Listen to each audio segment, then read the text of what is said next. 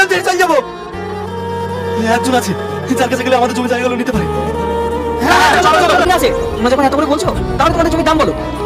মোড়ল সাহেব, এখন তো 10 লাখ টাকা বিঘে চলছে, তাহলে আপনি বলেন। 1 লাখ টাকা দেবো, তোমাদের মন চাইলে আমাকে দাও, না হলে চলে যাও। মোড়ল সাহেব 1 লাখ টাকা দিলে কি করে হবে বলুন? আর কিছু টাকা ধরে দিন না, নয়তো আমরা না খেয়ে মরে যাবো। দেখো একবার কম হচ্ছে। ঠিক আছে মোড়ল সাহেব, আমি 1 লাখ টাকা করে দিয়ে। ঠিক আছে, তোমরা সবাই লাইন দিয়ে দাঁড়াও, আপনার জমি তুলে নিয়ে আয়, টিপসই টাকা নিয়ে যান। আপনারা কি করছেন বলুন তো? একটা পুরো গ্রামকে গ্রাম ভাগ হয়ে যাচ্ছে আর আপনারা হাত মুঠে বসে আছেন। কি করবো বলুন ম্যাডাম, আমরা আমাদের মতো অনেক চেষ্টা করেছি, কিন্তু কোনো উপায় বের করতে পারিনি। আচ্ছা আপনি একটা কথা বলুন তো, এই গ্রামের লোকজন গ্রাম ছেড়ে কোথায় যাচ্ছে? ম্যাডাম, জমি জায়গা সব বিক্রি করে দিয়ে এবার রাতে বাড়ি চলে যাচ্ছে। অনি জমি জায়গা বিক্রি করে দিয়ে চলে যাচ্ছে মানে? ওটা জমি নিচ্ছে কি? ম্যাডাম, ওই পাশের গ্রামের মোড়ল সাহেবকে। সব জমি উনি একাই নিচ্ছেন? হ্যাঁ ম্যাডাম, নেবে না কেন? 10 লাখ টাকা জমি 1 লাখ টাকা পাচ্ছে।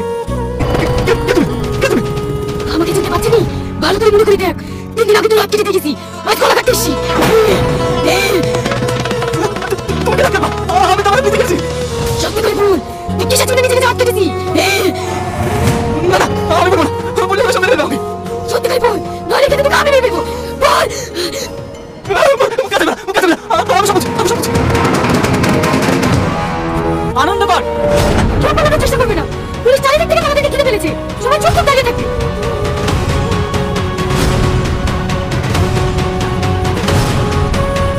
আপনারা সব কুসংস্কারে বিশ্বাস করেন তাই না? আজ আপনারা নিজের কানে শুনুন, বড় লোকদের সাথে কি ব্যবহার করেছে।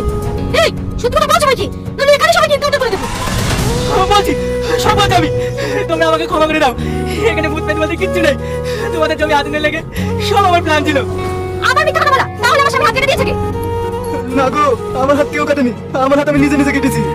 এখানে যতজনের হাত কেটেছে সবাই নিজে নিজে হাত কেটেছে।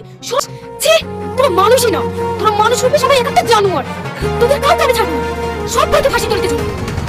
ম্যাডাম, জমি জায়গা বাড়ি গাড়ি সবই তো মারার লাগিয়েছে, তাহলে আমরা থাকবো কোথায়? সে ব্যবস্থা আমি করে রেখেছি।